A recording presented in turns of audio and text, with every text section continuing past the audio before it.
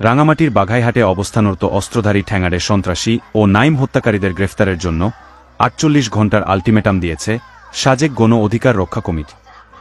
আগামী ২১ জুন দুপুর ১২টার মধ্যে খুনিদের গ্রেফতারসহ ৩ দফা দাবি পূরণ করা না হলে কঠোর কর্মসূচি দেয়া হবে বলে ঘোষণা দেওয়া হয়। আজ বুধবার ১৯ জুন সকাল ১০টায় সাজেকের উজো বাজারের কাছে গঙ্গারাম সরকারি প্রাথমিক বিদ্যালয় মাঠে অনুষ্ঠিত এক বিক্ষোভ সমাবেশ থেকে এই আলটিমেটাম দেওয়া হয়। সমাবেশের আগে লাদুমনি বাজারের দপদা এলাকা থেকে একটি মিছিল নিয়ে সমাবেশ স্থলে এসে মিলিত হয়।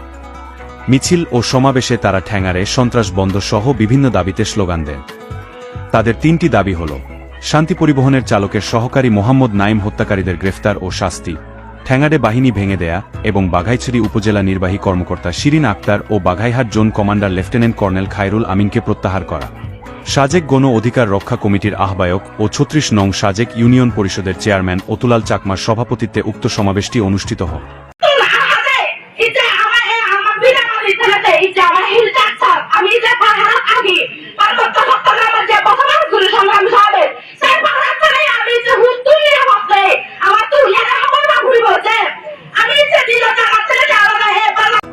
এতে বক্তব্য রাখেন সাজেক কারবারি অ্যাসোসিয়েশনের সভাপতি ও সাজেক গণ অধিকার রক্ষা কমিটির সদস্য সচিব নতুন জয় চাকমা, সাজেক ইউনিয়নের ৫ নং ওয়ার্ডের মেম্বার পরিচয় চাকমা, সাবেক মেম্বার দেবজ্যোতি চাকমা ও সাজেক জুমচাষী কল্যাণ সমিতির সভাপতি জ্যোতি লাল চাকমা।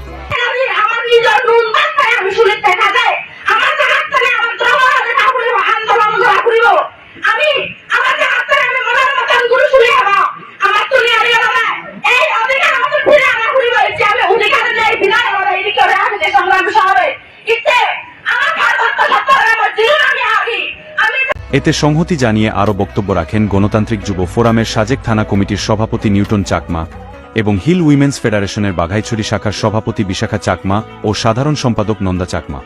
গতকাল বাঘাইহাট বাজারে প্রকাশ্য দিবালোকে সেনা ক্যাম্পের পাশে ঠ্যাঙাড়েদের নির্বিচার গুলিতে মোহাম্মদ নাইমকে হত্যার ঘটনার নিন্দা ও প্রতিবাদ জানিয়ে বক্তারা বলেন, ঠ্যাঙাড়েদের অত্যাচারে সাজেকের সাধারণ জনগণ অতিষ্ঠ হয়ে উঠেছে। তাদের কারণে আজ সাজেকে স্বাভাবিক কাজকর্ম ও ব্যবসা বাণিজ্য ব্যাহত হচ্ছে।